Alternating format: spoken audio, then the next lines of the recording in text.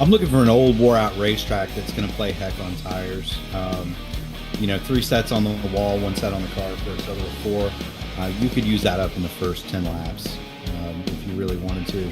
And so, typical of Mike Rigney, we're going to have a 4 stint race here.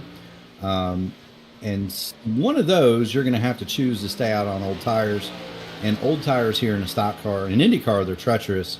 Old tires in a stock car, you're begging for a stop. And so, tires are going to be the story. Who takes them and when, and what they choose, how they choose to execute their strategy is going to be the story. And that's something I'm gonna be following all night. Looking forward to it.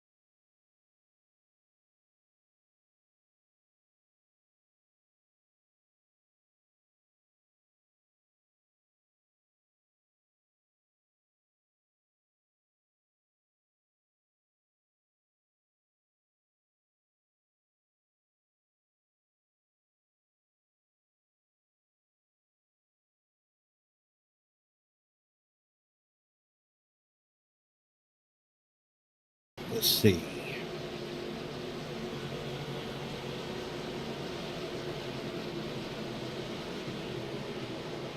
Yep, we got you loud and clear now, Gary. All right, excellent, excellent. Pace car is off.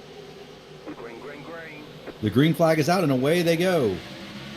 Sam Crow hits the gas, followed by Vern on the outside. Matty Wagner, the stock car driver, he's up in the third. A little bit of a tardy start there. Tim Fielder alongside him. They're going to go 2 by 2 for the first 2 rows, and then Pepto Joe is going to slot into 5th. He's going to have Stretch Armstrong 6th, and already headed for the back. Would be the, looks like, is that the 70? I can't make out the number, Gary. It's Richie Hearn? Yep. No. Yeah, Richie Hearn's the Big John 70. Von Varellis. Big John Von Varellis was the one I was looking at. The 78, yeah. 78, yeah. So Big John lost several spots there on the start, but couldn't find his rhythm. This track, you can make up a lot of time over the course of a long run if you save your tires. So not a big deal to be in the back right now. Not a big deal to be out front right now.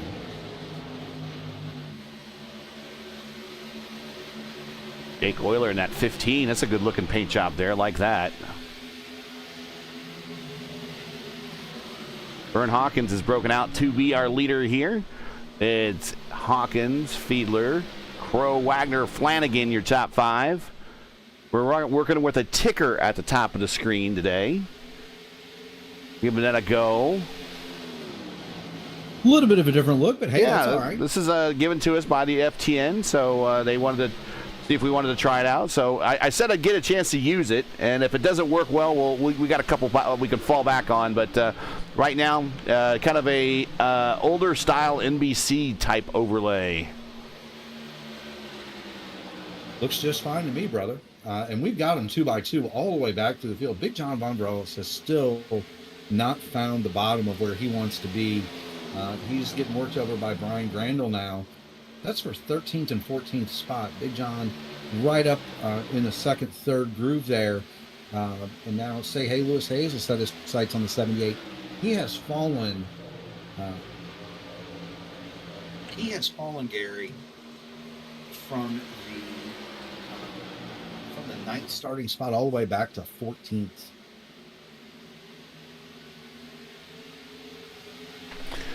We got intervals. That doesn't seem to be synced up pretty well. I'm not sure what the deal is there, so we'll go ahead and hide that.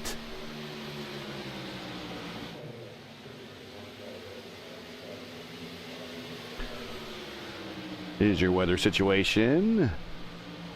71 degrees temperature. Don't have a track temperature situation on this one, so can't answer that one for you.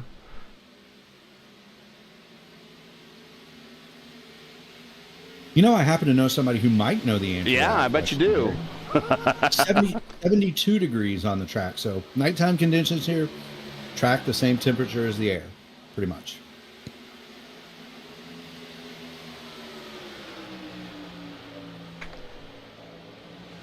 Sam Crow signaling he's going to stay high for Matty Wagner, stock car ace, who is going to pull his machine, into fourth rather. Well, no, that'll be third over Sam Crow. The front two have broken away.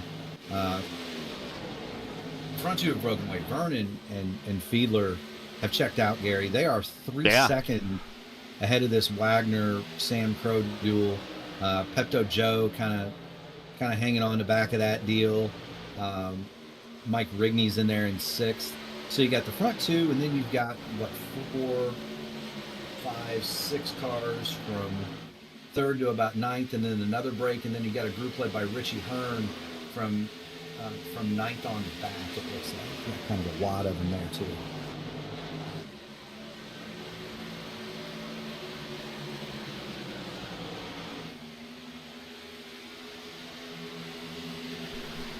Again, we're just doing some new things, and I mean, that's why I'm running a little quiet. Otherwise, not checking the audio level, which I got that changed. Hey, nothing wrong with that. New stuff. You got kinks. You're working on it, right? A lot of this stuff, people don't realize, a lot of the stuff that we do is bespoke, one of one, just like our rigs are. The broadcasting setups are very much like that. Gary and I have been working with something that's extremely familiar for a number of years. And so go away from that, go to something else. Sometimes it takes some getting used to. All the switches and dials and buttons aren't all in the exact same spot. Looks different, feels different, just like anything else. So we do appreciate you. We do appreciate the audience giving us time to work those things out. As the 15 of Jake Euler, he'll swing it to the high side on Elisa Indrianza. Well, he'll try to. The 7 of Greg Evans is going to sneak underneath both of them. Oh, but he's going down to the apron to block the 44 down there. Clapper's worked his way up from the last spot. Got to protect that position. Excuse me. Big John back to 15th. Rick D in 16th. Stretch in 17th. Say Hey Lewis Hayes in 18th. So a number of the regulars kind of falling to the back, kind of pacing themselves, knowing that one of these stints are going to have to go long on tires. So far, no cautions yet.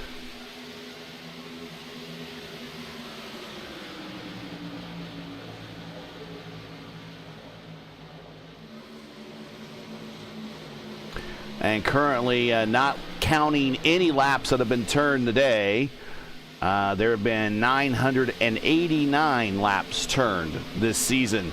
In the ISRA Xfinity Series, only 18 of them have been under caution.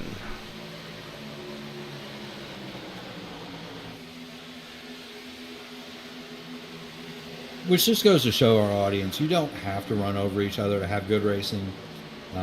I made a mistake tonight and kind of got in a little bit to Hamilton Aquablazy and put old Hamilton in the wall. Didn't mean to do it. Just turned in a little bit too late, and he wasn't anticipating the late entry. But you don't have to run over each other, have good racing. And a lot of these guys, ex-IndyCar guys, as we've documented time and time again, they do not use the bumpers. That is something that they are not used to, and so it produces a lot of long green flag runs. I would venture a guess that Big John has basically given up on the first 2 stints here. He's just saving as much tire as absolutely humanly possible so that he can double stint these early and then get off of them and have a rocket at the end of this race.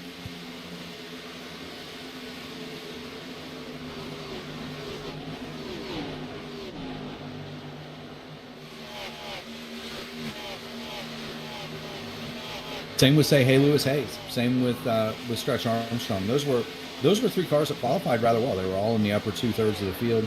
Stretch Armstrong 6th. He's back to 16th. Big John 9th, back to 17th. Say Hey Lewis Hayes. He started 12th. He's back to 18th. Yeah. I don't think it would be breaking news to say those 3 are playing possum here, just saving their stuff. Say Hey Lewis Hayes, almost a second a lap off the pace. And we know he is not, for the record, a second off the pace. Yeah, we know he's not that slow there. But I think these guys, I don't blame him. And I've noticed a number of the cars coming through the tri-oval going down to the apron. These guys are not. They're just very out there pacing themselves, trying to get through this first stint, 16 of 135. Let's see. Let's bring out the O calculator, what we think about where we think these stints are going to be. And I think I might have said in the pre-race it was 134 laps, actually. So it's going to be 135. So it's going to be slightly longer than 201 miles. 202. You're going to want to do a minimum of 34 laps per run. That'll get you there. That'll get you home in 4 stops, or 4 stints, so 3 stops. You got 3 sets of tires. So 135 divided by 4 gets you 33.75. So yeah, you need to hit every 34 laps in order to do that schedule. You're going to want tires now, though. They're at lap 17, and these guys are already feeling it. Vern is nearly a second and a half off the pace of his fastest lap. 1.7 seconds off for Tim Feeler. Stock car ace Matty Wagner just a second down. And the gap has kind of stabilized. It ballooned out to 3 seconds fairly rapidly. Now it's 3.5 and holding steady. Stock car ace 0.3 a lap quicker that last time by than Tim Feeler. Here's a good battle. He's definitely coming. Sexton, Flanagan, Hearn, Goodman, all in a gaggle right here. Yep. That's going to be Pepto Joe on the top side, or around the top side he was. Now Richie Hearn says, I bet I can go higher. I've seen that Murphy guy race a few times. I've watched Jacob Ostrom in IndyCar. I'm going to go around the top side. Hearn pulls the crossover. He's going to get to the bottom of Pepto Joe down the back. Gets that good run. And Richie Hearn will have the 6th spot back from Pepto Joe. Sets his sights on Bradley Sexton in 5th. And that has allowed Michael Goodman to creep up in the picture. So these 4 cars knotted together, and then you've got Mike Rigney and Greg Evans 9th and 10th. They're lurking. Greg Evans, by the way, is coming. Yeah, and he's up 8 spots. He just gets around Rigney there, so move him to 9th. And I'm just going to kind of follow Greg Evans for a minute. Just kind of look at what he's doing. Right around the bottom of the racetrack through 3 and 4. Very easy on the throttle. Rigney actually picks up a little bit in the middle. That's going to allow Mike to close up, the host with the most, to close up down the front straight. Sail off into turn 1. Flames out the pipes a lot sooner. We kind of talked about that last week for Greg Evans. Flames out of the pipes a lot sooner, allows him to get a much cleaner exit down the back. He'll distance himself by 3 or 4 car lengths. Closes up on Michael Goodman. He'll be by, I think, Goodman, Gary. He's going to be by Goodman here. Oh, I give it 3, maybe 4 laps tops. He'll be around Goodman and Pepto Joe there and be after Richie Hearn. Well, now we're back in the swing of things. Got to take care of some business. Of course, if you enjoy P1's coverage of the ISRA Xfinity Series on FTN, you respect the stream, please do us a solid as we see Greg Evans going to get it on the outside here of Goodman. Move him on up now, trying to get to Pepto Joe into 3 and 4. Do us a solid. Make sure to support FTN here by subscribing. And while you're at it, don't forget to smash like and click the bell so you don't miss out on future P1 and FTN iRacing broadcasts. The remainder of this season, ISRA Xfinity Series will be on FTN. Ooh, Richie into the wall there. And that'll happen. As you go, you're going to burn up either the right or left, or either the right or right front. I can't talk, Gary. Right front or right rear. No matter what you do, you're going to burn one. You're going to burn one corner. The setup here, by the way, is the New Hampshire Oval. And so odd one, yeah. Mike Rigney once again.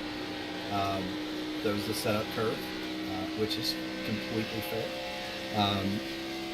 He's done that a few times, and it's worked out really well. It produces some odd handling characteristics, which it's going to keep these guys on their toes. It's going to keep them spread out, and it's really going to let the talent. It's really going to let the talent climb to the top.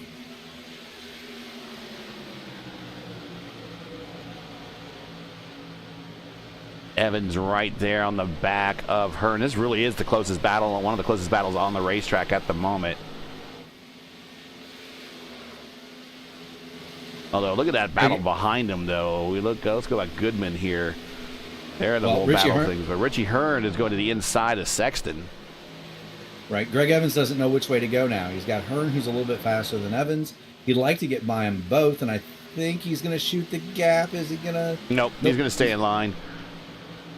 He's going to push Richie Hearn by Bradley Sexton, and then size Hearn up and probably get him down the back here would be my guess. There he goes.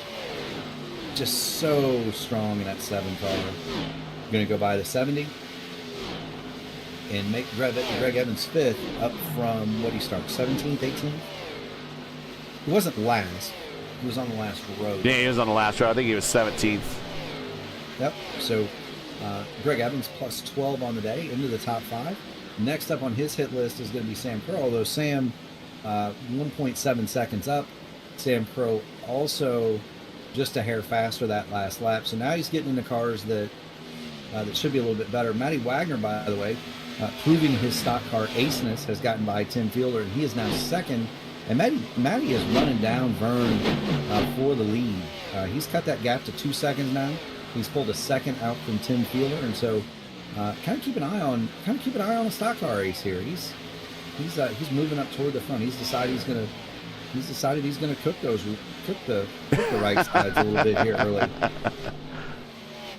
Evans around Hearn, move him up to 5th now.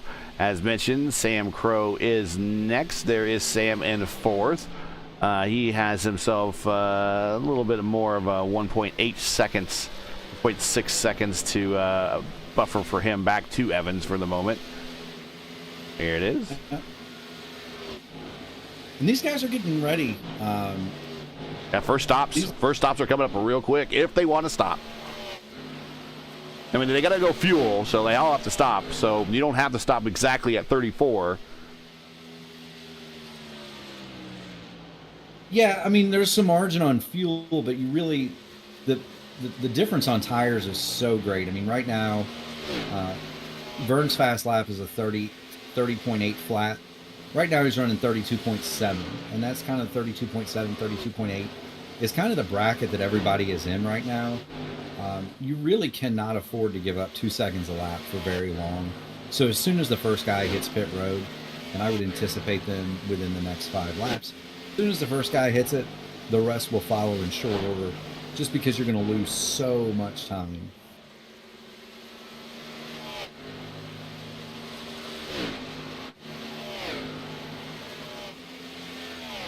Now, Vern is our leader. It's been a while since we've seen Vern back in the series, though, and is kind of pulling away at the moment. Has led every lap so far.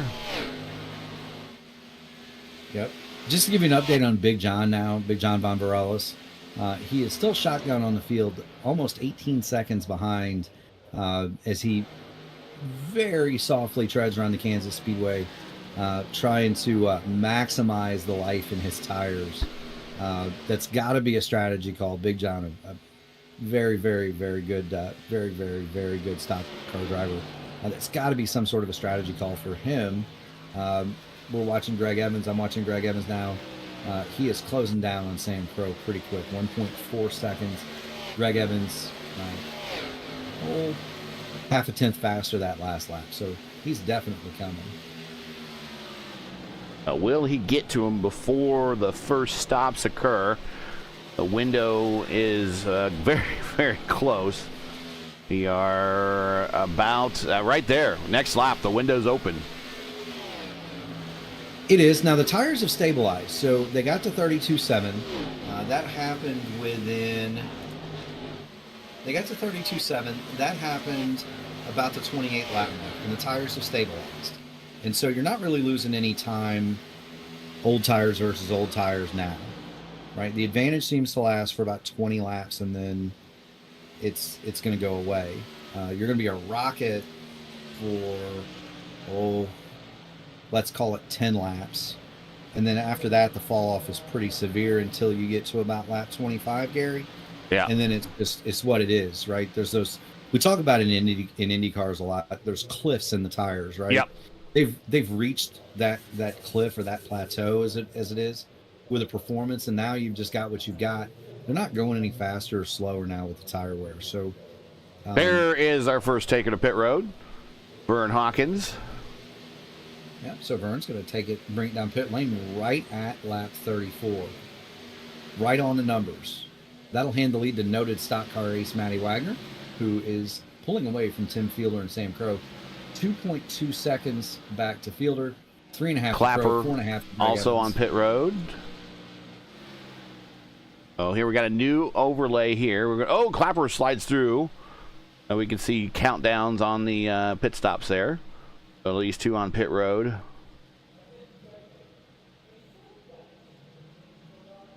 Another taker, that's going to be the stock car driver, Tim Fielder, also on pit road. So Vern Hawkins, 14.15 there in the box. More coming to pit road. That's going to promote Sam Crow to the lead.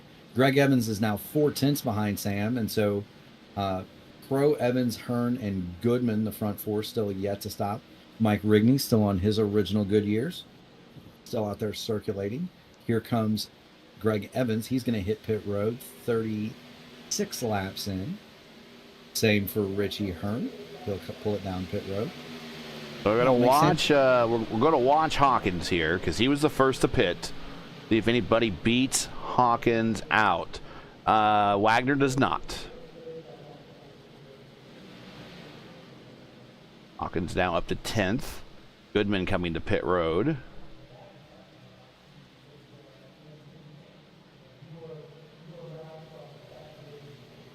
Your leader right now is Sam Crow, waiting for pit stops to conclude.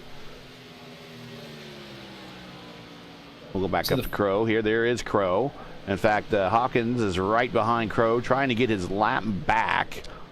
So if we go caution right now, that's going to be interesting. Greg Evans, did he stop? He did stop, and he is coming off of pit road now, going down a lap.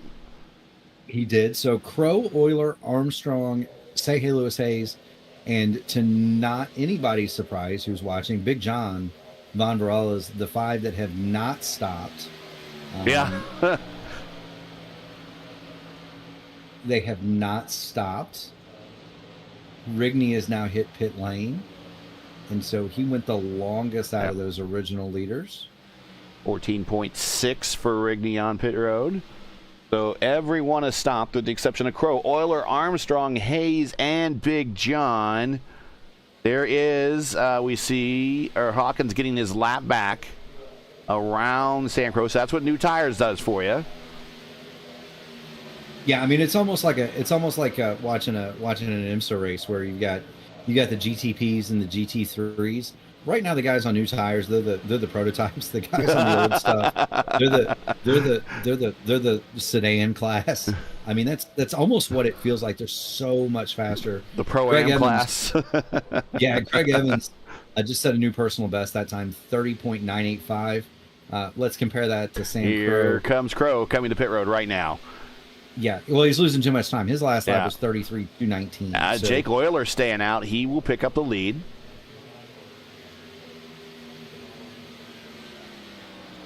Big John Von Varela is going to go for another round.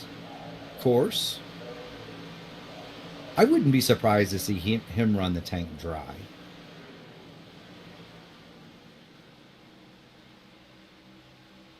And Big John does move up to 4th. There he is. So Euler now working lap 41 of this stint, and now he's coming to pit road. Stretch is going to stay out another lap. Stretch passes him right there.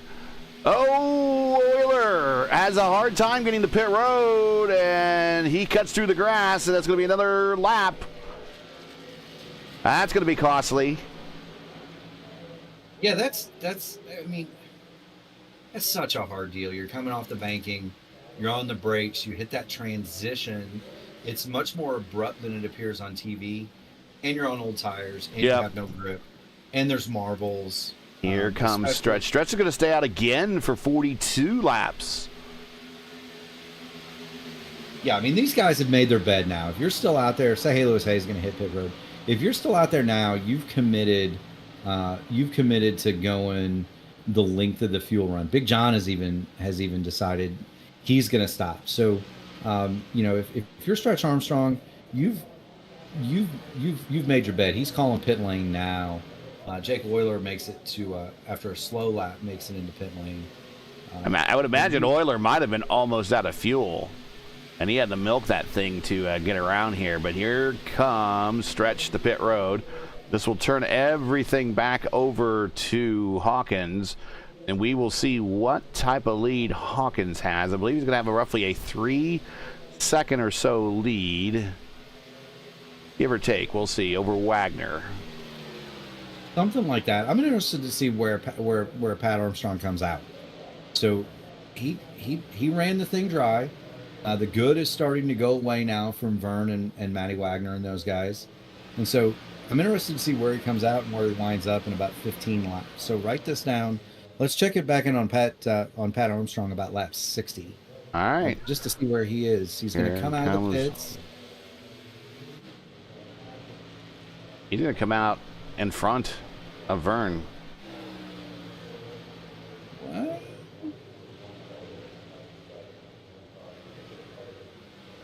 He's on the back now. Stretch is now back down to 13th there, so the overlay is updated. So Hawkins is the leader. He's about a leader by about 3 seconds over Wagner, which I said would probably be about the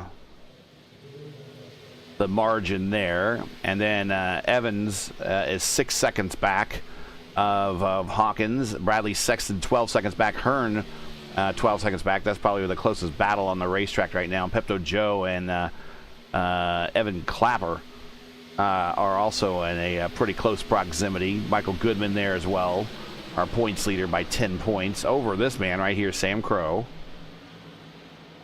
So the answer to the first question is he came out 13th, which is huge. He's got about an 8-lap tire advantage, anywhere between 6 to 8 laps on tires advantage in front of everybody else, and the scoreboard goes green for Stretch Armstrong. His best lap of the day, 31.6, so he's 0.2 faster than the leaders at this point. So we'll see if this works out for him. I'm going to check back in on him in 15 laps. He's getting ready to get up to Brian Graydon here next lap or two, but let's reset the field. I do want to thank everybody for joining us. This is P1's coverage of the ISRA Xfinity Series on FTN, coming to you from Kansas. We've completed a 47 of 135 scheduled laps. If you're enjoying this race and you like the coverage that we're doing here and would like to monetarily support us, please find a link to our GoFundMe campaign in the stream's description. We do realize times are tough, but we would appreciate any donation that you can give. Speaking of donations, Michael Goodman, Evan Clapper, those two are going to be donating to the Goodyear Tire and Rubber Company. They have been battling it out for the last 3 or 4 laps. Goodman on the low side, Clapper on the high side. Clapper finally clears Michael Goodman in that battle, but those two used up a lot of stuff right there battling each other. Mm-hmm. You don't want to do that. You race this track almost like you would Darlington or Rockingham. If memory serves, this place has not ever been repaved. No. And the Midwestern winters in the Plain States are pretty brutal. Not kind. Yeah, pretty brutal. They're not kind to pavement. And so this place is old, it's wore out, it's bumpy, and it'll nuke your tires pretty quick, and so you have to be really deliberate about when you want to race people. And you can see it. Goodman, he's fixing to lose a spot here to Sam Crow. He's got Mike Rigney coming, the host with the most. He's coming. He might like to have that spot too, all because him and Evan Clapper raced each other really hard for 3 or 4 laps. Got your tires hot. Clapper got the spot, but it may be a Pyrrhic victory because he's used up a ton of grip early in this run. Well, let's go through the field, and we're actually not that far away from the next round of pit stops occurring, believe it or not. No, they go quick when they stay green, don't they? Yeah, it does. We are looking at lap 68. We're at 52 right now, so let's reset the field. Your leader is Vern Hawkins, who has led everything but the period where it overlapped for his pit stop. Matt Wagner is second. He is up. He started up front this time instead of coming from the back, so he's going to remain up front all day today. Greg Evans is going to be approaching Wagner here soon, up 14 spots. Started in the rears and is now in third. Richie Hearn, great run for him in the 4D racewear car. He is currently fourth, up 6 spots, along with Bradley Sexton. Excuse me. Bradley is up 6 spots as well. In the number 16, and he is leading this group of, the 77 is a lap down at the moment. That's Tim Fiedler. He must have got a speeding penalty on pit road. Ooh! Sexton almost in the wall on corner exit there. So I'm showing a very long pit stop for Fiedler on pit road at a 54.8 seconds. So that sounds like a 40-second hold to me. Sexton is your leader, or Sexton, is in 6th. This next car and behind him and leading this group is Evan Clapper in 7th, up 11 spots. Michael Goodman, your points leader, up in 8th here. Just kind of hovering around this spot all day long. Pepto Joe down 4 spots from where he started, but still in the top 10 in 9th, and Rigney in 10th, rounding out the bottom portion of the top 10.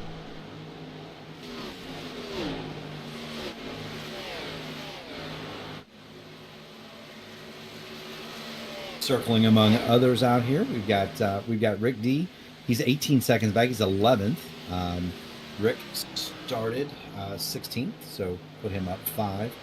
Brian Grandin, 26 seconds back, so he's got a ways to get to Rick D for the next spot, but he's 12th. Stretch Armstrong is 13th after starting 6th. Remember, we're going to check back on him in 5 laps. He's out there on the long. He's playing the long game. Say hey, Lewis Hayes, Eliza Andriani, Big John. Eliza Andriani, the last car on the lead lap in 15th. Big John, Tim Fiedler, and Jake Euler all 1 lap down. So the go long and go slow strategy for Big John not really paying off today. We have a nice battle for position, or a nice battle. I'm not going to say it's for position. Jake Euler has turned up the wick on that 15. Maybe a little bit of red mist behind the visor of the 15 machine, but he's definitely he had nothing to lose. He's about half a second at the lap quicker than the cars running. Ooh, awful close to Pepto Joe there. As you were, he gets by Pepto Joe. He's going to go by Michael Goodman, but Jake Euler definitely feeling the mist. He's going to need a caution and a pit cycle to cycle back up there.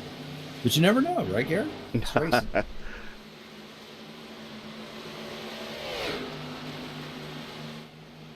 All right. Still working with some of these.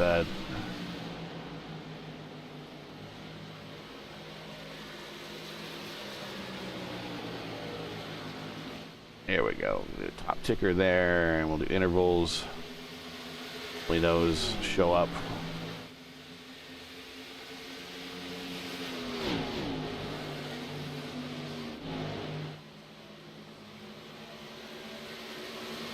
All right, and we are 59 of 135 now, and that is right behind Vern. That is Eliza Adriani, 1 lap down at 15th.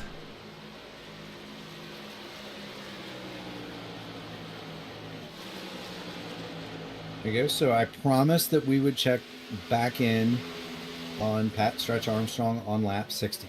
It is lap 59 coming to lap 60. He has made up 1 spot. He has gotten by Brian Grandin, 25 seconds down on the leader, but he is 0.2 a lap.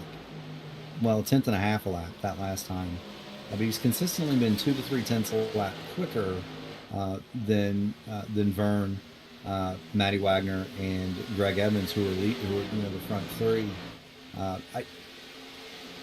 In analyzing that strategy, so to speak, if you wanted to, it seems as though there wasn't really much profit in it, at least for the moment. Stretches, he was, about 15 seconds behind the leader when the pit cycle started. He got to lead a little bit, but he lost himself 10 seconds in the process. That's going to be awful tough to make up if everything stays heads up. If everything stays heads up, you may be looking at guys in this, P12, 13, 14 bracket here, and they're all running kind of together. Rick D is next up the road, but he's 5 seconds up.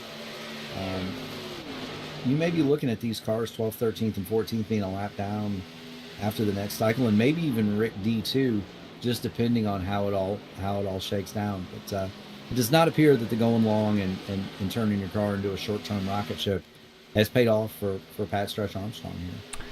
At least not yet. And we're putting the intervals back up, and that is not right, but I'm running it because I'm going to let the dev of the overlay check that out on the stream to find out why that is not synced up.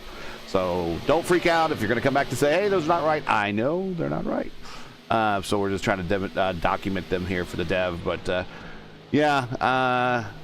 maybe we'll fall back to a more familiar overlay next week. Now, Gary, did you know the intervals aren't correct on your overlay? Yes. I just want to know. Okay. All right.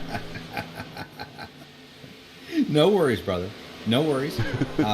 We've kind of settled down into a deal where there's not really much action out here, other than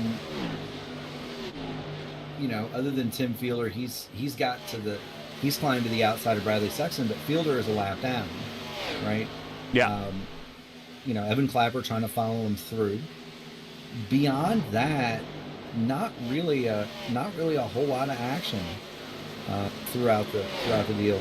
Now, if you're now that is a battle for position between Fielder and Euler, and Clapper going to follow them through. They're trying to get away from the lap cars. Right. Fiedler is a lap down. Oh, wow. That got tight there. The yes, 77 is a lap down. And it got loose. It got loose and tight all at the same time. Yeah, it did. And that's the 44 Clapper. He is in 6th, so he is trying to continue moving forward, not losing a lot of pace. And right behind him is Sexton there in 7th. And then also in the picture and in this battle, Goodman and Rigney, 8th and 9th. So we'll pay attention to this battle right here. This is the closest group of guys on the lead lap for position on the racetrack at the moment. It is indeed. And here's the thing. I mean, I know these cars, not aerodynamically what some of these guys are used to, but clean air does still matter here. We heard from Greg Evans last week that it does matter with his race with Michael Goodman. So, that's going to benefit Evan Clapper in more ways than one. That gives him a bit of an advantage over Sexton, Goodman, and Rigney, the guys in pursuit. He gets to pick his line. He doesn't have to worry about other cars around him. Doesn't have to worry about anybody sliding into him. As we see Goodman take the dive. And you know what? Pit stop time coming up here very shortly. And in fact, I suspect that we will see Vern Hawkins on pit road very soon. Yeah, so he went 35 the first time. I would anticipate any time within the next 3 to 4 laps, we'll see him, and then we'll see everybody else follow suit. We saw in that first cycle, you want to hit pit road as soon as the first car does, because if you don't, you're going to wind up in the situation where Pat Armstrong is, where he's in that danger zone of going a lap down now. The tires have equalized. Vern and Matty Wagner and Greg Evans are now faster than him, and so going long is not going to pay here. You're going to have to stop as soon as the leader stops, and it's really kind of at Vern's discretion. He started to pull away from Matty Wagner a little bit. He's fallen into the clutches of Greg Evans. They're 6/10 apart, but that's what I'm kind of looking for. Who's going to flinch first, and then if whoever does, you're going to have to cover him. Yeah, as you saw, I was circling on the drawing board here. That is not right. 69 lap stint. No, that is not right. So I had to restart the overlay at one point for some reason, and that doesn't remember. So that hopefully next stint it will remember it. But at least we're keeping a mental note of when pit stops occurred. And again, we're expecting Vern Hawkins any time on pit road. There, our leader in the 14.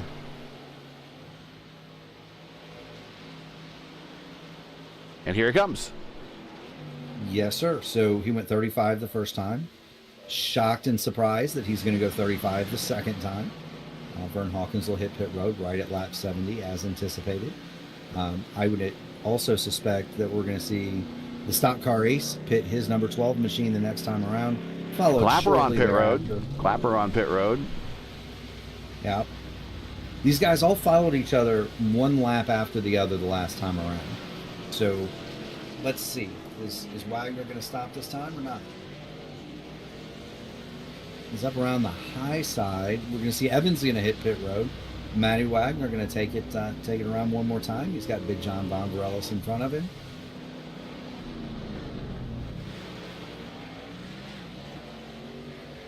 Bradley Sexton just got on the radio and said, "I'm struggling, gentlemen." And give you a note of the collegial nature of this league here. Matty Wagner going to bring it to pit road. Yes, "I'm struggling, gentlemen." And that was something we were kind of talking about today during the Indy Open race. Sam Carosella, a great noted road racer, got to experience his first top split oval tonight, and we were talking in our Discord. Sam was rather surprised at the collegial nature of those races, guys joking on the radio and so forth. And we kind of had to remind him, like, for us, those races are kind of like a league. And and a lot of us have been racing against each other for several years, and so. But it's always fun to race in those where guys are, you know each other. Guy makes a mistake, he's going to apologize. I made the mistake tonight, and I've apologized profusely, privately and publicly. But guys aren't toxic, and it's a lot of fun to race those races. I'm going to watch Matty Wagner get off a pit road here. Be careful, don't get up next to that white line. Very slippery on that apron. Try to give yourself as straight a shot as you can down the back. Hit the gas. He's going to blend right up in front of Jake Euler, who has made up his lap now that the leaders have come to pit road. So Sam Crow, let's get the pit road thing off. Pit road overlay or graphic off. Anyways, I'm trying to say Sam Crow. He went to 41 laps on his first stint, so he's only 34 into this current one, so he has a long ways to go still.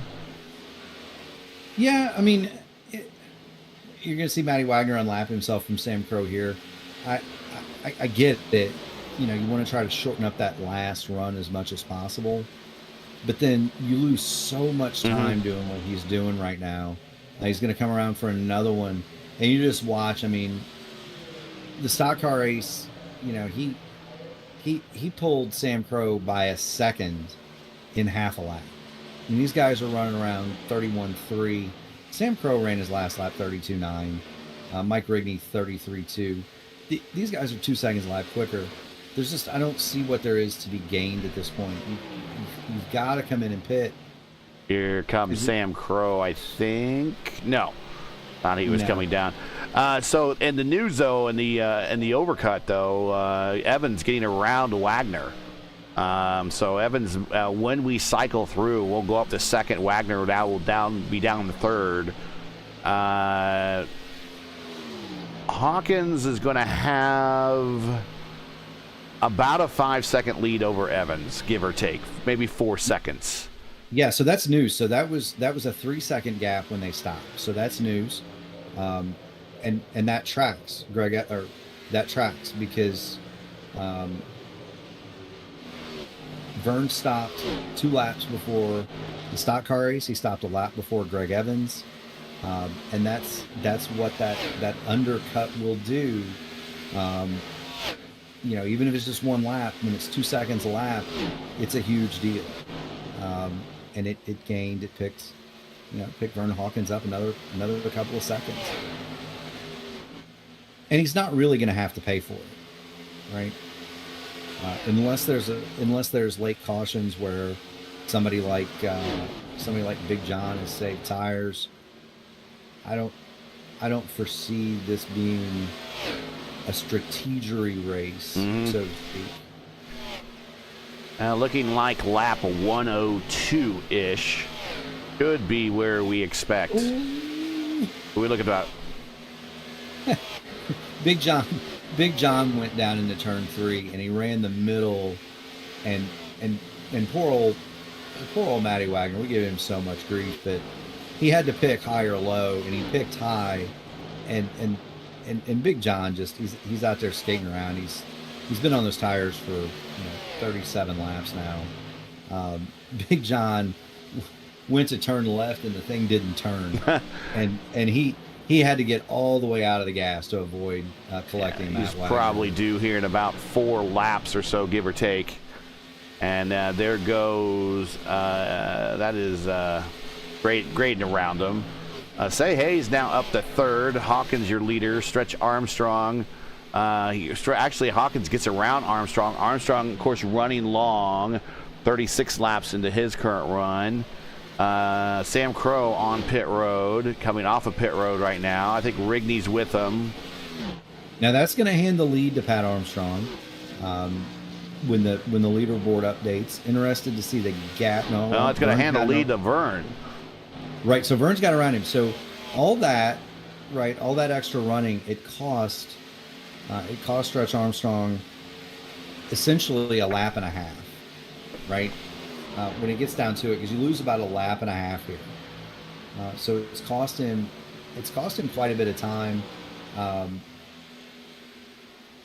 Vern, though, just class of the field speed, man. Class of the field. And I wonder, you wonder now with that nice, essentially 5 second cushion, do you start saving your stuff? Do you just continue to run your pace? What do you do with that, right? Well, he's due in about another 20 laps or so. This is Vern as our leader. He's been pretty much predictable, which there's nothing wrong with that. That's just, that's pretty good for us. It makes their job easier. But Hawkins is your leader. Armstrong currently on the racetrack, still needing to pit. We suspect that he'll be in about 88 or so for maybe another 5 laps or so for a stretch here, as he continues to hemorrhage a little bit. But he's getting passed by Lewis Hayes. Up the third for Hayes. Right behind these, right in front of these guys is Evans. They passed him for position, but he just stopped not too long ago. He's only 11 laps in, so these guys that are looking at the leaders right in front of them, Hayes and Armstrong, they're going to have to pit and watch those leaders just sail off without them. So we're right in that general neighborhood for when these guys are going to pit next. Big John also out there long. That's the remainder of the actually Big John on pit road now. Now, the only benefit to this is if they were to catch a caution. Yes. Right now, they essentially have an extra set of tires. So that's kind of what their gamble is. Maybe they figured, look, I don't have the speed to outright win it on pace. I'm going to need a lucky break. I'll try to create my own luck. Yep. And that's about where you're at, because you're seeing say Lewis Hayes and Pat Armstrong, effectively a lap down. They're not careful, they're going to be 2 laps down, and then you're really in trouble.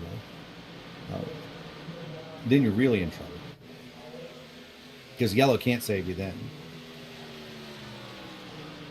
All right, well, let's reset the field. Vern Hawkins, your leader. Greg Evans is P2. Matt Wagner right there on Evans is P3. Say Hey Lewis Hayes still needs to stop. He's 43 laps into his current stint. He stopped on lap 43 last time. So we might be seeing him make that turn down pit road this time. Stretch Armstrong also right there with him. They're both looking to pit here. Clapper will move past these two and move up into 4th once they hit pit road. Clapper is 16 laps into his current stint, so he is well in the middle of his run. And there is Hayes on pit road.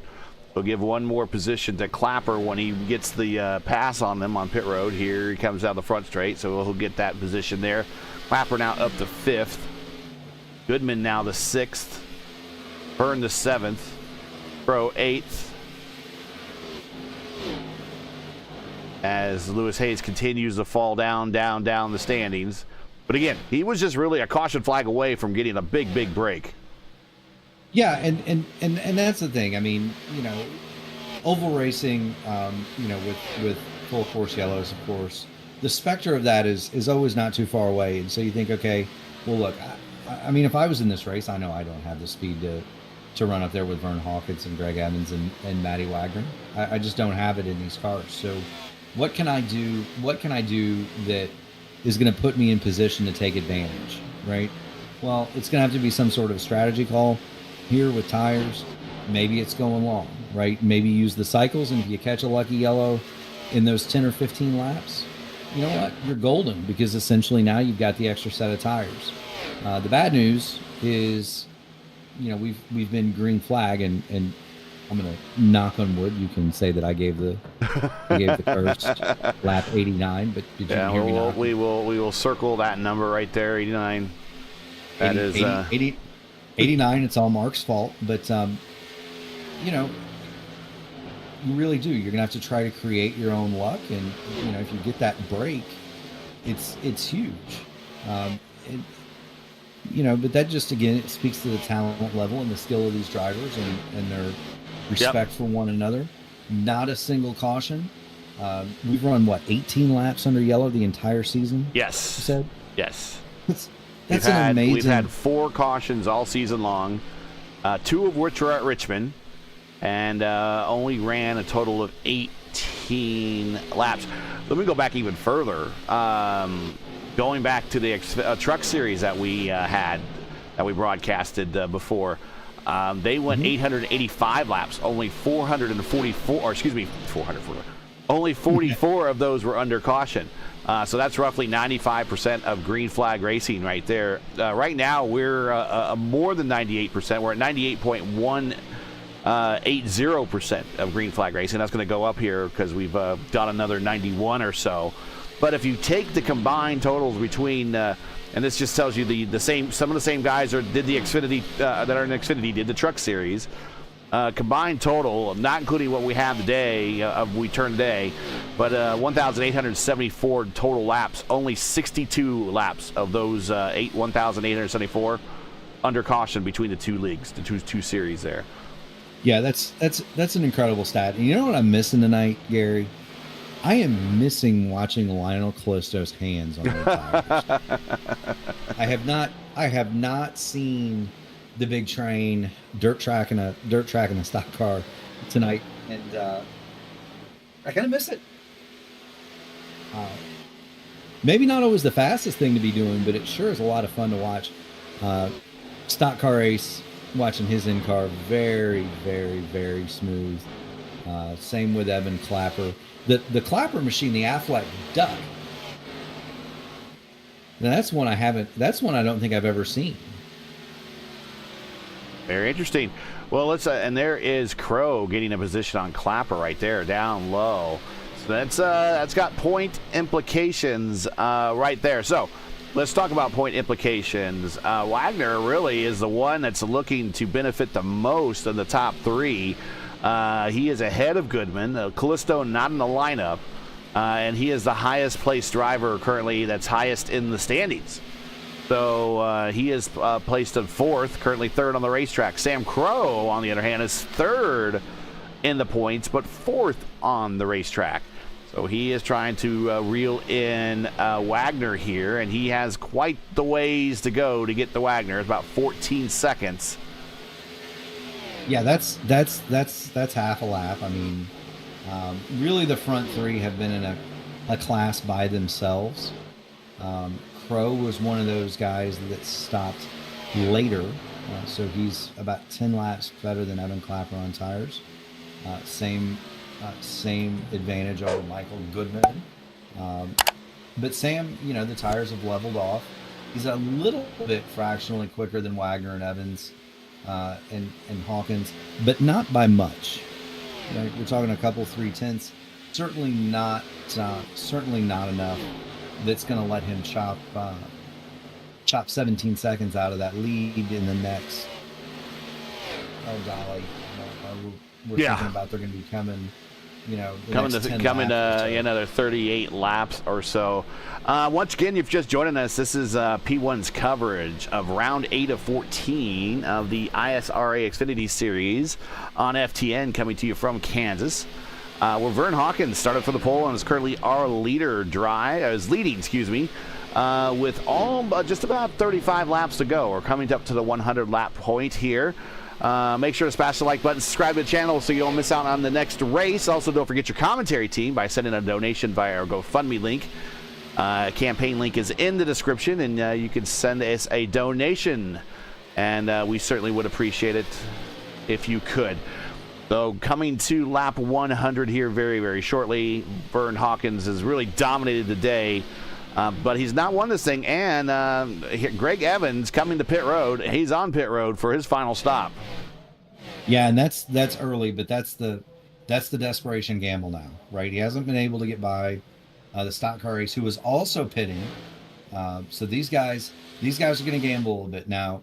The gamble here. Vern is on pit road. Vern's on pit road a little early. So maybe he saw one go to pit road. He's like, I'm going to go. Yeah, he covered them off. These guys want no cautions now. No cautions. If a caution flies, these guys are in bad trouble because these tires wear leaving your pit lot. And that's not to be hyperbolic or exaggerated. You lose grip leaving pit road here. Yeah. And so you're kind of gambling if you stop this early, because if you get a yellow here, now that's going to put the race in the hands of somebody like Sam Crow or Evan Clapper or Michael Goodman, who are still out there circulating. Sam Crow, he's got a ways to go yet. He stopped at lap 80, and so he's going to come to pit road. He's going to be a lap down, but he's going to be a second a lap quicker than everybody for the rest of the race, probably, when he does choose to stop. Good on the tires, remember, 17 to 20 laps, 15 to 20. So it'll be interesting to see what kind of time Sam can make up. Tim Fiedler not having a good night. Had a good start. He is up.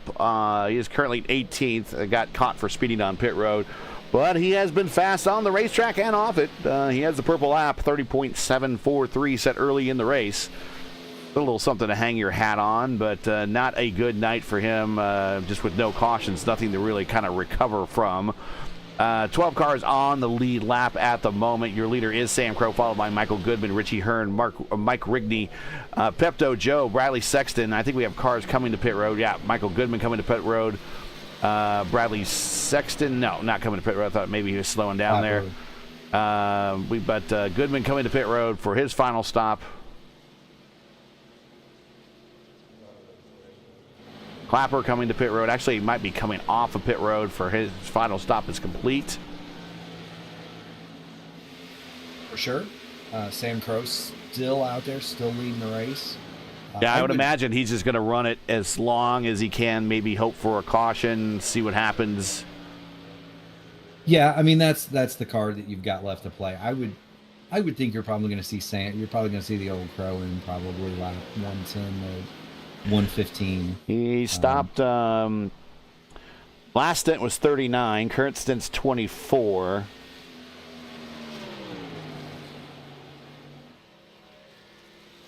He was in at 80, so yeah, he put it on lap 80. Anywhere between 105 and 110 would be just fine.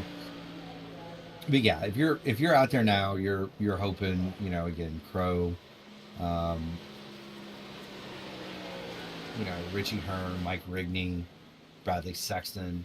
If you're sitting out there right now and you haven't stopped yet, Ryan Grandin, you're just hoping for a yellow, because that's going to put you in the catbird seat.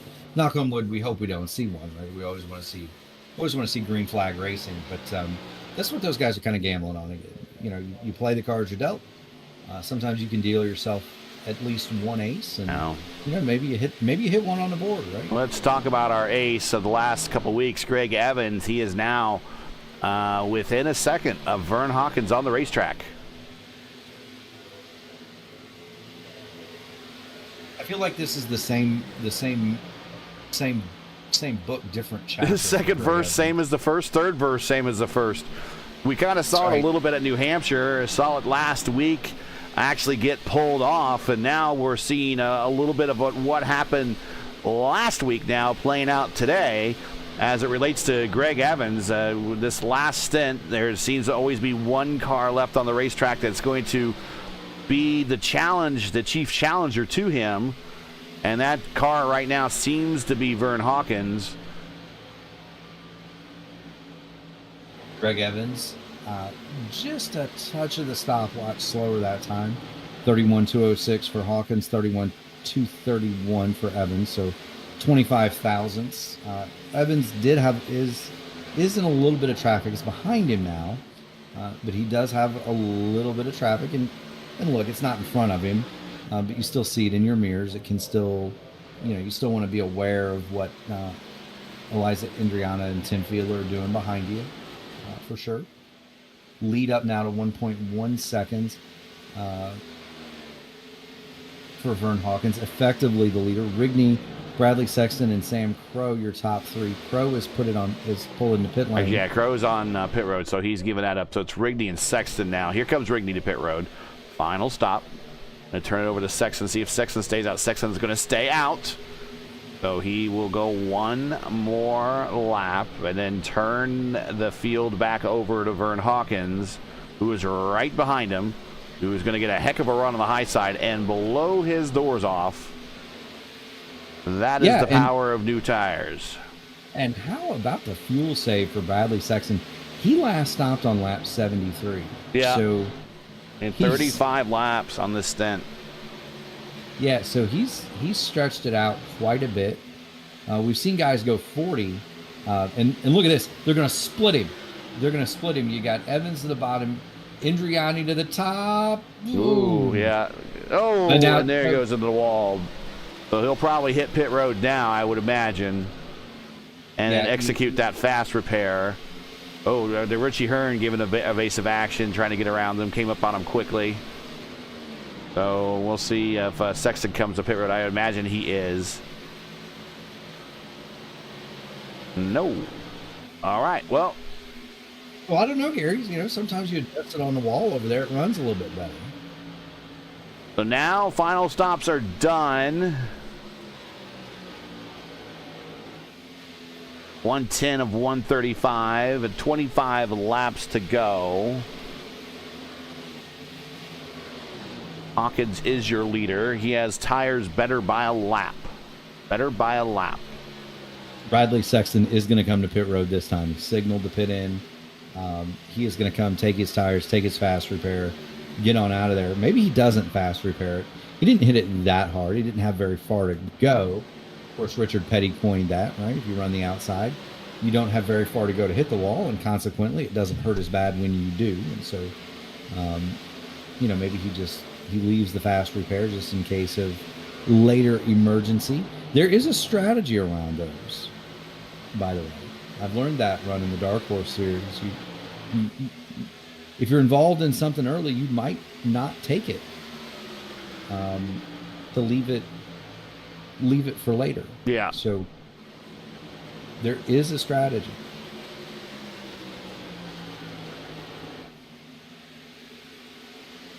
So much fun running that series, by the way. So many of these guys run that. Series as well. The DW12s. Well, Sunday actually, night. Yeah, and the season is over, but they are going to do a summer series, and people might want to check them out. Oh, a little bit of a lag there. Starting on the 28th of July, they're starting a 4-race summer series. This is the Dark Horse DW12 series, or Dark Horse Racing series. They race the Lara DW12 IndyCar. And it's going to be a 4-race, 5 of the crown jewels of IndyCar oval racing. So it'll be Legacy Michigan, then Fontana, then I believe Legacy Pocono, and then Indianapolis. All 500-mile races. All will be 3 wide starts, they tell me. All races except Indianapolis will do a 2-lap average speed qualification run, and then Indianapolis will be a 4-lap average speed qualification run as traditional. And they have them pretty well spread out. It's not 4 weekends in a row, but the first race is July 28th. And if anyone is interested in that series, somehow hit me up either on the ISRA Discord or send a message here in chat, and then I'll send you the Dark Horse invite to their Discord server, and you can sign up for that. So 4 500-mile races. I'm not sure if there's any entry fee, but the DW12, if you're thinking about, well, I need to buy the car, the DW12 is free. You already have it if you have a subscription to iRacing. That's right. Awfully fun car to race, too. I got to peel my rookie stripes off in that series this year. Ton of fun. Again, a lot of these guys coming from Lionheart, which is, clearly one of the bigger, if not the biggest IndyCar series in the service. And I just went completely Blink City. Yeah, did you blink out too? I just did. Yeah, I did too. Yeah, I wondered maybe the service is having some issues right now. 20 to go. But yeah, that's a lot of IndyCar routes here in this series, even though we got it on a predominantly a stock car channel here on FTN. But a lot of these drivers formerly of Lionheart. But a lot of these a lot of these guys in the lineup, such as Evans, I think Clapper's also kind of one of those. Pepto Joe, Stretch Armstrong, Big John. kind of the stock car ringers of the family of friends of the host with the most, Rigney. Mike Rigney, he has some of these guys that he's raced with over years and years and years, has invited them to this league, and they bring a very high standard of racing with them, already among the very high standard that Lionheart promotes with their standard of racing. So this is why we're seeing we've gone almost 135 laps now without seeing a caution. Yeah. 117 complete, working 118. Vern Hawkins, 1.1 seconds over Greg Evans. Matty Wagner, the stock car race, has, I don't want to say 7.5. He's got a long way to go, but he needs a caution at this point. I don't want to say he's given up the chase, Gary, but this is a good race for him because he of everybody in a position to get the best bang for their buck in terms of points today, he is definitely capitalizing on it. Coming into today's race, he was fourth in the standings, only 4 behind Crow, and right now where he finishes, he should come either really close or beat Crow. Crow's only 2 positions behind him, so Crow really needs to get around Clapper at some point, and I don't think he's within. Oh yeah, he's got a good shot at Clapper. Clapper right there in this shot. They're in the same picture. Clapper, they're coming off of turn 4. But the points lead coming into today is Goodman had a 10-point lead over Callisto. Callisto with a 4-point lead over Crow. Crow with a 4-point lead over Wagner. That whole top 4 has been very tight all season long. And then there was a bit of a 36-point fall off between Wagner in 4th and Pepto Joe in 5th. Well, and don't think that these guys don't know that. Yeah. I mean, look, in the aforementioned Dark Horse series, the Discord is Matt Wagner, myself, and Mark the Watchman. Don't you think for 2 seconds that Matty Wagner doesn't know exactly what the point situation is and exactly what he needs to do to maximize that? Because he does, and he knows Lionel Callisto's not here, right? He knows Sam Crow is behind him. He knows Michael Goodman's behind him. He knows Greg Evans hasn't run all the races. So he knows. Yeah. Right? Evans reeling in. Hawkins, 5/10 now. Hawkins getting a little squirrely off of 2. Sam Crow has caught Evan Clapper. That's the other big battle on the track. I think P4 is going to change hands here pretty shortly. Sam Crow is going to turn left going down the back. He's going to pull the inside of Evan Clapper, move Sam Crow up to 4th. Yep. And that's a big move for Crow. No. Crow will get it eventually. Oh, he just slides right on up there. But it's a big move for Crow because he needs to stay within touch of Wagner. I almost pulled out the Lee Corso. Not so fast, my friend, but he wasn't able to. Yeah, but he gave the old Brazilian clear, so that's. Well, but you're also looking at 6 laps difference in tires. Sam Crow in at 107, Evan Clapper in at 101, and that's. Here's another close battle on the racetrack. Here's your points leader in 6th, followed by Richie Hearn, who is in the top 10, and is having a fantastic race. What I was about to say, that's the difference in a guy whose tires haven't quite hit that cliff and a guy who has, right? Evan Clapper's tires are done. They've hit the cliff. They are what they are now. Sam Crows still have a little bit of good left in them. Here we go. Hawkins now 4/10 over Evans in the same picture now. That is, I believe, Rigney between them.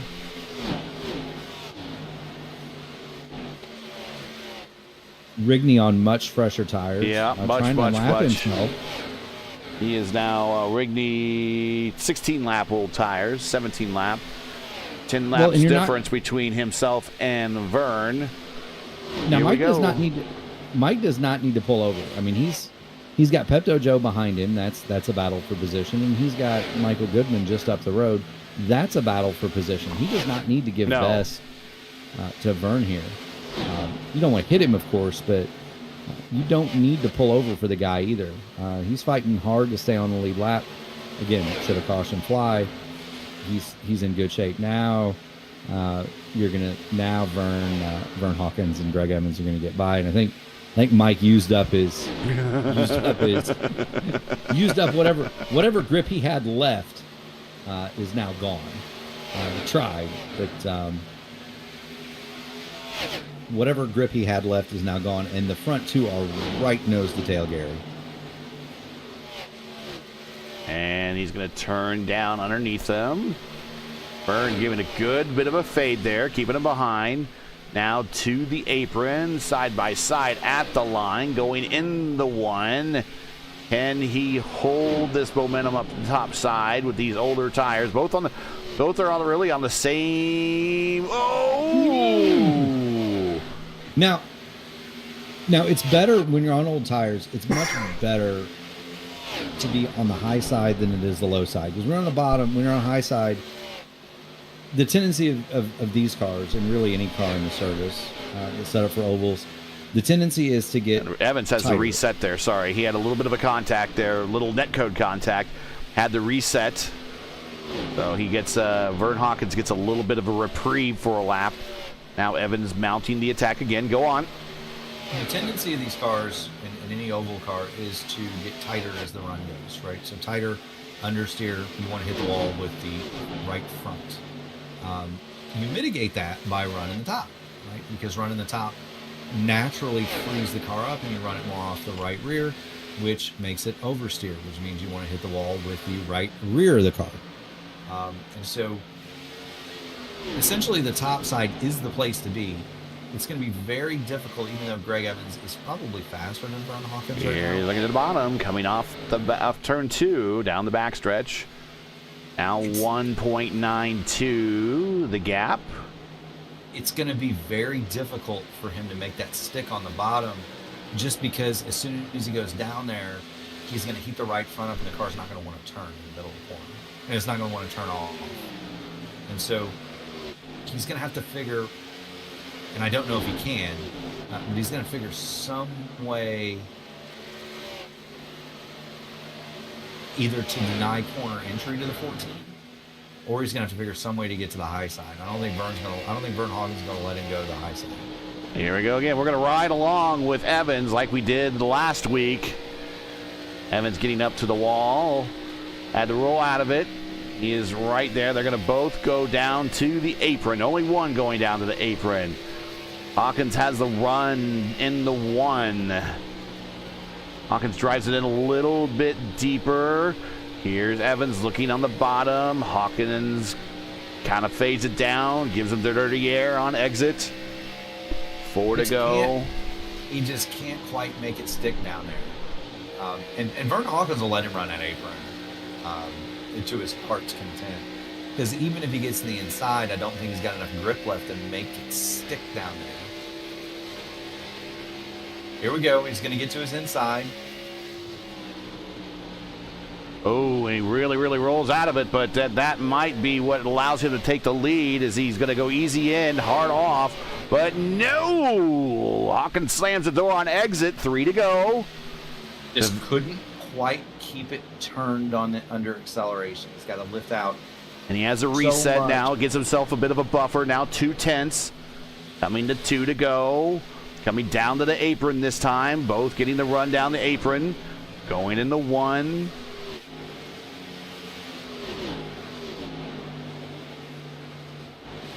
See how much faster Evans is in the middle of the corner? Yep. I mean, he's so much quicker, but the guy in front of him is running the line and he wants to run, and he loses so much of the handle going to the bottom. It's going to be very difficult to get this done. He's almost going to have to kind of pick the... Yeah, coming to the white flag this time by 1 lap to go to the bottom. He's going to send it in there. And there's contact! And that might... Wagner is going to run past this. Where's he at? No. Evans is backwards in the wall. Hawkins is still rolling. He is struggling. Where's Wagner? Here comes Wagner down the backstretch. Can Hawkins get there? It's going to be close. And it's going to be Vern Hawkins. Oh, Wagner came real close within a second and a half.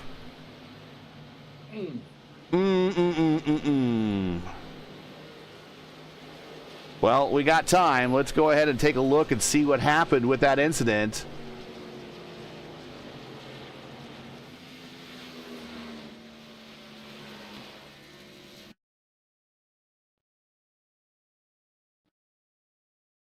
And, I think, let's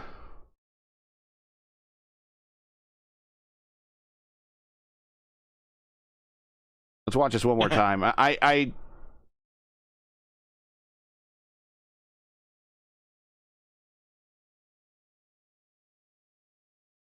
Evans kind of came up. Is it me? Just Evans kind of came up on him. Yeah, so I mean, he wasn't. I mean, it's Vern wasn't giving him the line necessarily. I mean, he's like, "Oh, I'm not going to let you come up here and pitch me on the wall." So he held his line.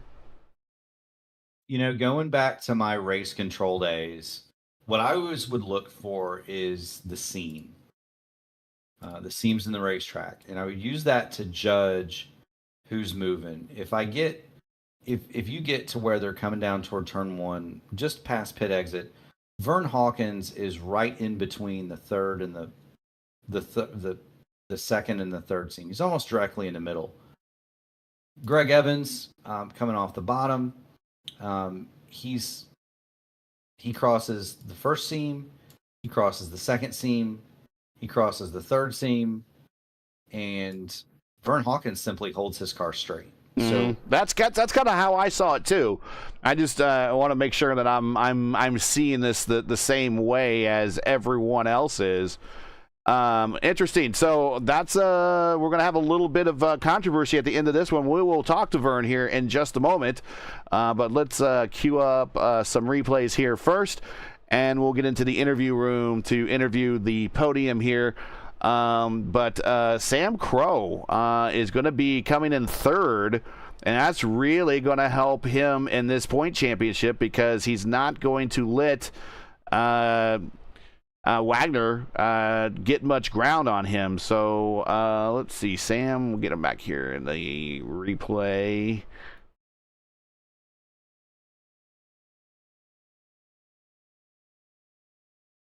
I can find him in the replay. There we go. Sam Crow. Let's go to. There we go. That's a good one. That's a good lap right there.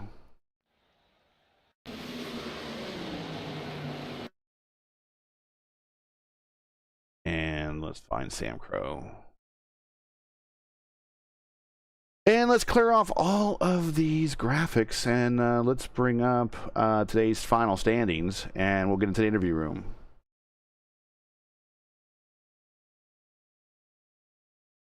Viewed all this before, at least the music.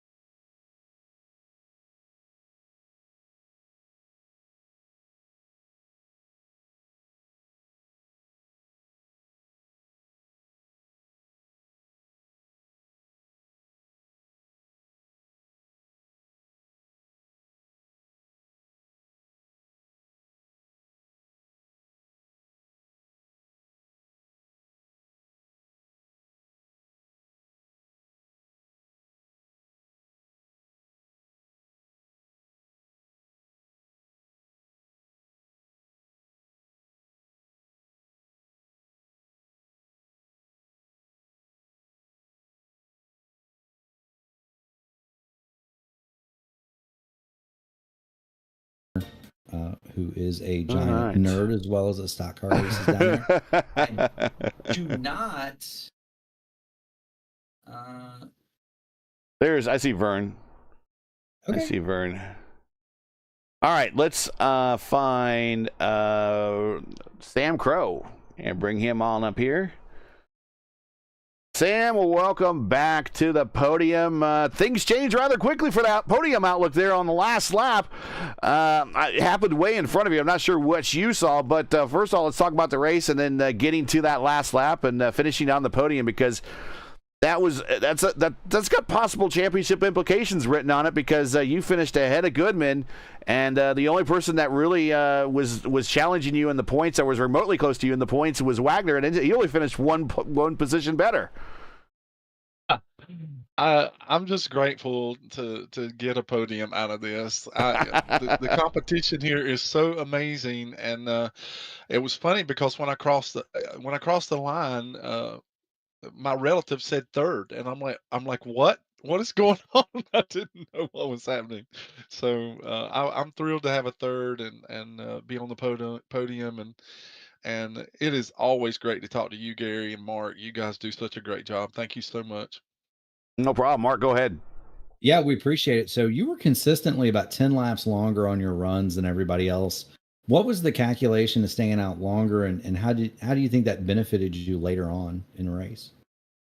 That's a great question, Mark. My thoughts is that I knew I was really trying to run too conservative of laps early, and I let those guys get out to a big lead. And so then I began to realize I had lost too much time on my conservative approach. So I thought I would run a few extra laps, and that way the first stint I would run a few extra laps and then come out with fresh tires and be able to pass more easily the traffic that would get by me, and that worked out the way I had expected. So then by the second and third stint, I could run all out and just push it a little bit harder. But I really just my strategy just messed up there at the beginning. I let Vern and those guys get away from me. Just seeing here if the points have been updated. Not yet. So you did have a 4-point cushion over Wagner. And so I would imagine that becomes closer. But with the 4 points separating you and Callisto not being in the lineup, we certainly think you're going to at least move up to second spot halfway through the season. Now the pressure's on. Now, did you ever think you would be in this position? To be honest with you, no, Gary, not in this group. This group is amazing, and I'm just an old Southern boy here in North Carolina. I shouldn't be running with some of these guys up here. So I'm absolutely thrilled, and just to be a part of the broadcast here and the product that you guys put out and the quality of drivers that are in this field. Honestly, this league has just rejuvenated my excitement about iRacing. It really has. It's been a lot of fun. I hate Lionel's not here. He is a class act and a great racer. I hated the contact that Matt and I had last week. We did talk about it, and there's no hard feelings there. It was just we both felt like we were racing hard for a position, and I still hate it. But I expect Matt to catch me anyway in the points. But just to be in this position, in my personal opinion, and I know you have other guys to interview. No, take your time, man. Just to be in this particular position, I will tell you, if it ended today, I would be absolutely honored to finish in the top 3 in points in this group. I can't even believe it. It really is. It's an honor. Well, you're now kind of in a position now as we get through these races, now every point matters almost. So next up is Bristol, and that's going to be, see right there, it's like, oh, now I'm going to put points position, and now we're going to Bristol. And I share that with you because we know in real life Bristol and Talladega have 2 vastly different tracks, but kind of get the same reaction out of drivers when it comes to the possibilities of calamity. Bristol's next. What's your thoughts going into in to Bristol here with just now. We're kind of getting it. We're now ensconced in the second half of the season, so every point matters. How are you going to approach this thing at Bristol? Oh man, jet fighters and a mixing bowl. What are you talking about? It's crazy, and it's just going to be a matter of just getting a good starting position, in my opinion, at Bristol, and then just holding your ground the best that you can. Tire conservation is important, and it just depends. Sometimes you can make that bottom line work at Bristol, but a lot of times people just really hug that high line. It's hard to make passes. So track position really is going to go a long way at Bristol, and just to keep the car clean and stay out of the trouble. It's the same thing whether it's the 2.5 miles at Talladega or if it's a half mile at Bristol.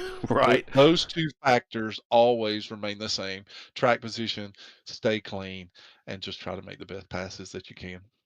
Shout outs, friends, family, sponsors. Anyone want to say hi to? Go right ahead. Well, no, of course. Of always, just a big shout out to you guys and what you're doing with the broadcast. I love going back to watch these things. You do a stellar job. I was excited about the bigger field tonight. Of course, my product that I always carry on my car goes SimLab, and then of course my teammates that I race with on a regular basis: Mike Rigney and John Van Varelis, Lewis Hayes, and some of the others. Greg Evans is a close friend and teammate as well. Pat Armstrong, Rick Vallis, all those guys, longtime friends. Don't you just love the community you build up with friends over time? Just it's a great thing. Sometimes sim racing can leave you pulling your hair out, but then sometimes you think back about all the good memories and friends you meet, and that kind of makes it a little bit better. But the third place today, congratulations! Oh, that's and well said, Gary. Yeah. I was. I mean, some of these guys I've been racing with for 20 years, so it's been great. But a thing that I've really appreciated about this year in the ISRA that I was very reluctant in when I was racing Lionheart Series races is that I was a little bit apprehensive about making friendships within the Lionheart community, just simply because I was so intimidated. But the people that have come in with the ISRA and the influx of different leagues and people that we have here in this particular series, I have just thoroughly enjoyed making new friends, and it really has rejuvenated my excitement for iRacing. Hey, if Lionheart gets the Speedway Series back up, got to kind of come join us on the DW12s. It's a lot of fun. You open wheel guys are maniacs. I'm going to leave that dopamine to you. All right. Oh, come on now. We're only slightly mad. Only slightly. No, I have been watching you open wheel guys for a long time, and that's how I like to enjoy it, watching you, because you guys are amazing. I can't do it. I just can't do it. But I love watching you guys, Mark. It's just amazing what you guys can do with those cars. Well, with a surprise third place finish tonight, Sam Crow Thank you, is guys. moving, I think, Thank up to you, second guys. in the points. We will see here when those get updated. But congrats, and we will catch you at Bristol next week. Awesome. Thank you guys so much. You're appreciated more than you know. Thanks a lot. We'll talk to you later. All right, let's bring up Matt Wagner. Matty Wagner, soft stock car, now super ace for finishing on the podium yet again. And this is like a plan finally all worked out and came together for you. Just every strategy, you stayed right up there in that top three, and you brought it home right basically where you started. You got one position extra, but you did everything you need to do, and luck fell your way this time. I think it's because I qualified actually this time, because usually I'm not a qualifier. I like starting in the back and watching all the the chaos ensue. And this track is completely different. So you can run the bottom for like a certain amount of time, but I felt like I was trying to conserve tires down there, but I felt like over the long run, as the first stint, I was watching Vern Hawkins get smaller and smaller. So I'm like, all right, I better change lines. So I started gaining on him. So I said, okay, I guess I must be doing something right, because I'm actually catching him. And then, of course, there's somebody in my rearview mirror that's getting bigger and bigger and bigger. And that's, of course, you know who that is. I don't need to say his name. So, hey, I tell you, the key for this race is pit stops. Whoever would pit first has the direct advantage. It is so hard to pass on older tires here, especially if you try to run the bottom. There is like no grip whatsoever, and you really have to lay off the throttle, and it's so bad. So imagine this track if it was really hot and slick. That would be even more fun, actually. I would kind of preferred that actually. And about 120 degrees, yeah, just be on edge. It did clip the wall a couple of times. It was still fun. I had a lot of fun out there. Fun, man. Go ahead, Mark. I really don't have anything for the stock car nerd ace, Matty Wagner, other than man, what another just workman-like effort. What's your outlook moving forward? We're gonna get some different stuff here. We're gonna go to Bristol. We're gonna go to Talladega. Bristol. How do you keep this? How do you keep this string of top 3 finishes, top 5 finishes going, moving forward with the variation coming up in the tracks? Well, the short tracks, like I said, Bristol is of course my home track, technically for the NASCAR side. I've done really well there in the past. Not official. I don't do officials. Yeah, just the heck with that. So the bigger tracks, I feel like I struggle the most. Like California. I really didn't see the schedule. If Darlington's on the schedule, I'll really be looking forward to that track. I just love the tougher tracks, the smaller tracks. You have to save the tires on a short track, just like Bristol. But variations, it really doesn't make a difference for me.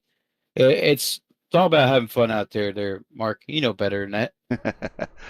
So, yeah, the schedule is Bristol, Michigan, Vegas, Nashville, Homestead, and Talladega. So the different tracks that you're kind of looking for there are going to be Bristol and Nashville, where I would imagine Michigan, Vegas are going to race very similar. Homestead probably to a lesser degree, and then Talladega, well, everyone knows how everything is raced there. Just hold on to your rears. Friends, family, sponsors, anybody want to say hi to before we let you go? The points haven't been updated yet. We'll keep refreshing to see how you've done. I would imagine that maybe you're in third at least. With Callisto not in the lineup, I think he probably fell a couple positions, especially how close the top 4 are. So, with all that said, possibly being third coming out of here, what shout-outs you got for us? Actually, I'd like to shout out Lionel Callisto. I actually really did miss him in the chats here tonight. Me and him actually do talk about lines to run and all different strategies, and I kind of missed him tonight. I kind of missed him being out here.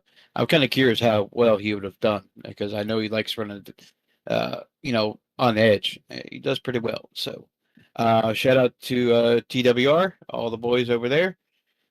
Shout out to you guys, and what do we call it now? P1 Broadcasting? P1, yes. Yeah, I'm very happy for you, Gary. Really am. So, guys, y'all take care, and you have yourself a good night. All right, keep going fast and having fun, buddy. Matt Wagner. Oh yeah, it's all about having fun. See you guys. Matt Wagner finishes second, going to his home track next week at Stock Bristol. Car Ace. Stock Car Ace. Stock Car Ace. Yes, noted Stock Car Ace. All right, let's bring up today's winner, getting his first win here in the ISRA. Bringing him up. Vern Hawkins here in the booth with Gary and Mark. First win here in the ISRA. I believe it's your second race in the Xfinity season. The first time we had you, I think you did reasonably well. Just pit strategy has changed things up. But today, very left little room for doubt as you dominated pretty much the entire race. Although the elephant in the room, we'll just go ahead and talk about it, is the incident on the white flag lap. Now, as Murph and I looked at it, you held your line, and he kind of came up on you.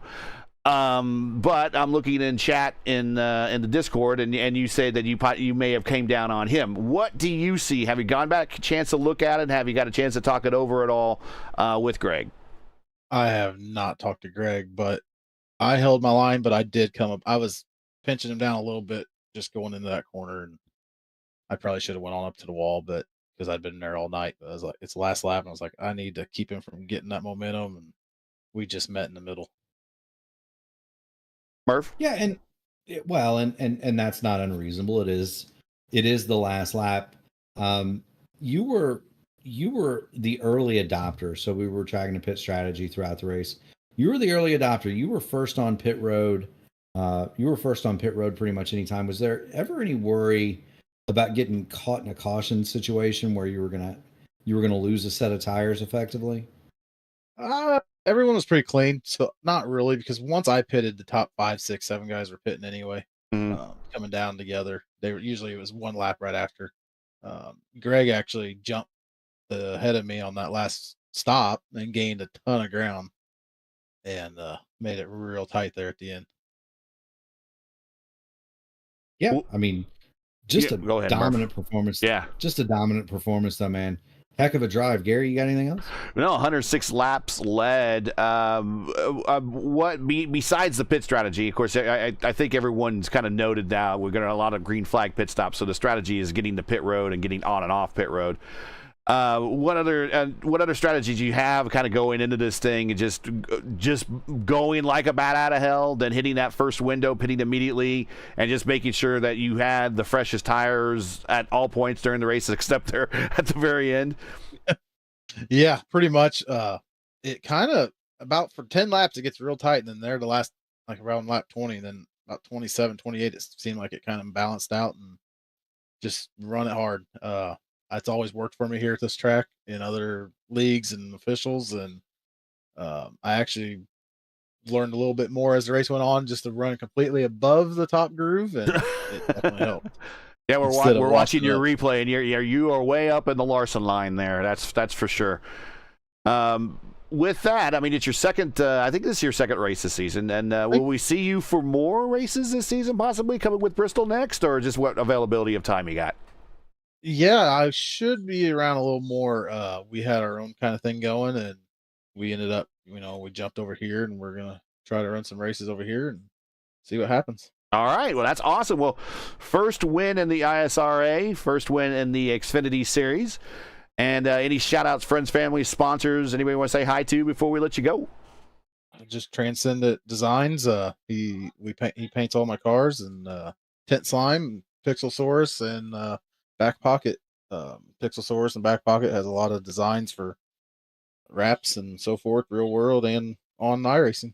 Yeah, it looks good. And, I would say that I don't know if it's Coyote Orange, but orange and black with the 14 on it, I think sits well with us IndyCar fans. So it looks good. It's a sharp car, isn't it? It is. It is. Appreciate it. Well, congratulations. We'll catch you next week at Bristol. All right. Thanks. See you guys.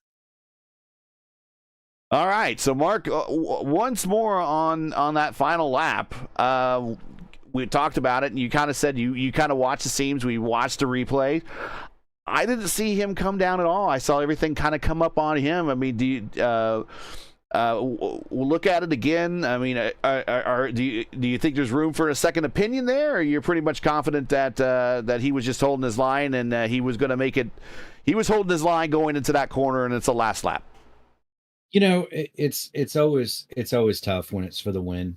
And I'm sure, Greg is going to feel differently. He'll feel better about it in the morning. Those are just hard racing deals. You got two guys going for the same bit of real estate, coming home for the money, and it's unfortunate that sometimes happens.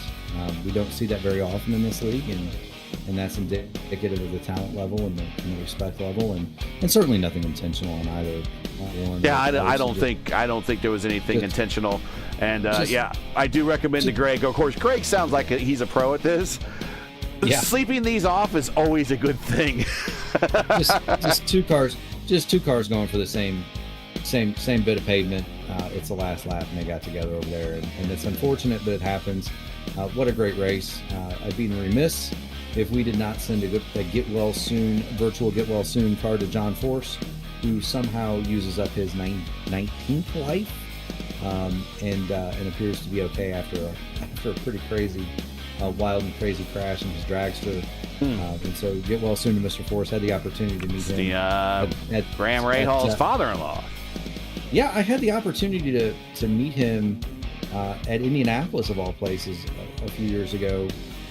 He was there with the Rahal team, and we had badges, and had a chance to visit with John Force for a while. You want to talk about a racer's racer and a guy who is He feels like to me he's the center of the party. You know, he is a lot of fun. Life is never dull. If you're around John Force for more than 30 seconds, you're having a good time. And so, good to see he's going to be okay. Just read that on my phone. He's like the opposite of Bobby. You know, and it's funny too. I've got a great story about Bobby Rahal and my dad that I'll tell sometime. But you know, good to see that John Force is going to be okay. Wonderful race tonight. I have to shout out my guys at Black Magic Designs, P1 Broadcasting, Admin Box, and Indie Alliance Racing. We started pretty good tonight. We didn't finish very good, but we started pretty good. Just had a bit of a Pocono's an interesting place. You can usually get 2 of the 3 right, and we were kind of suffering through turn 2 tonight, and it kind of bit us a little bit, but not too bad. We put a couple of cars in the top 10, and good. And that's what you want. And you know, we'll move on and load up and head down the road, and I believe we'll see you tomorrow night. Indeed, that's Iowa tomorrow night over on ERN. That's the IndyCar Oval Series. Tuesday night top split over on the Elite Racing Network. And that's where we'll bring the top split action for the remainder of Season 3 of 2024 over there on ERN. Check them out.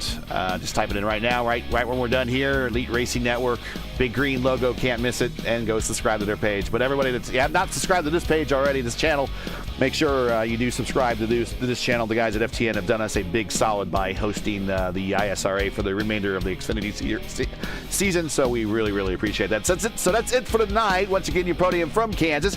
Vern Hawkins with the win. Matt Wagner finishes second. Sam Crow with the surprise third place finish on the bottom step. Join us again next week for round 9 of the ISRA Xfinity Series as the teams and drivers head to the High Banks of Bristol. Coverage begins around 9:35 p.m. Eastern.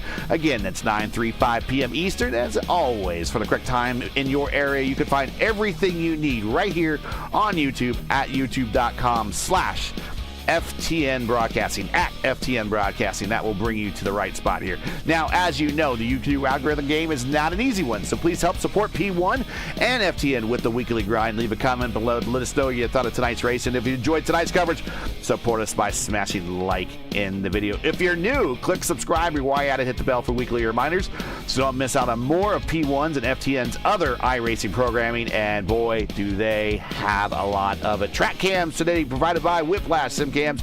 Thank you to Whiplash SimCams for being the official camera pack provider of P1 Broadcasting. To learn more about Whiplash, follow them on Twitter at their links are in the description, and also you can follow them on like them on Facebook. So yes, one more time, we'll try that again. Follow on Twitter, like on Facebook, and the links are in the description. So for Mark Murphy, everyone here at P1, everyone at FTN, everyone at the ISRA, I'm Gary Gotzo saying to all, good night and thanks for watching. And to all of our men and women serving in the military and as first responders, Godspeed, God bless, and come home safe. Catch us again right here next week on FTN for the next race of the ISRA Xfinity Series. Good night, everybody.